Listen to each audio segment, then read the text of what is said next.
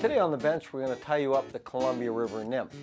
Now this is a great pattern to use in the spring, summer and fall on the Columbia when the fish are up feeding in these big holes and they're up looking for food. Now the Columbia has so many different hatches on the river, this kind of general nymph imitates a whole bunch of different food items for those fish. And you can actually fish this nymph successfully in any of the bigger rivers all through the Pacific Northwest. Make sure you have these materials ready before you tie the fly. We'll tie the fly on a size 12 emerger hook. We'll use some 8/0 wine thread to tie with.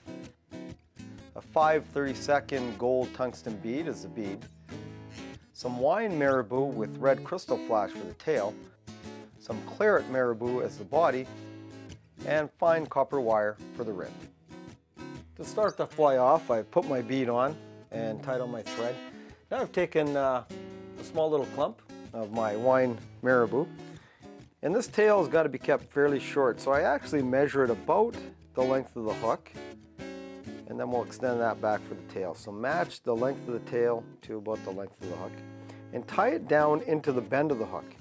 Actually, don't stop right at the hook shank, but actually go right about halfway down the bend.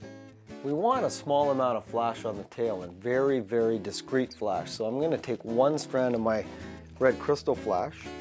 I'm going to double it up on the thread, so you're actually tying in 2 strands.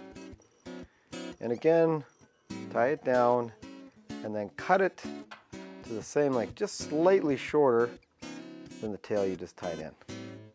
The next step will be to take your fine copper wire, and we're just going to tie this in right up on the body. Tie it in along the hook and secure it. And we'll wrap this to form the rib a little bit later. The next part of the fly is very critical you do this correctly. Now I've taken a quill off my marabou, and you can see I want the fluffy stuff at the bottom. I'm going to tie this in by the tips because the tips are very thin, and as I work the body up, I want all this fluffy, downy fiber to bush out near the thorax and actually to create a nice bushy body on the fly. So we're going to pull off some of these quills and I'll show you how we tie it in.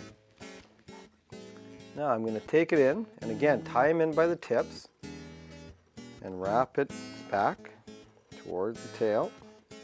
Take your thread forward right to the bead, and now take this marabou and start wrapping it forward. And you'll see at the very back of the hook it stays nice and thin, and as you keep wrapping forward it's going to form a nice bushy bit of lifelike look to the fly as you get towards the head. And once you get to the head, we're going to tie off. Now to finish the fly off, I'm going to take my copper rib that I've had off the back of the hook, and I'm going to make about, normally that 4 to 5 turns, and finish off right behind the bead, right near the top of the hook, and tie it off. Now the last step in the fly is take your whip finisher and whip finish off right behind the bead. So there it is, the finished Columbia River Nymph. It's a great pattern to use through the spring, summer, and fall, mainly because it imitates so many different food items coming up for the fish to feed on.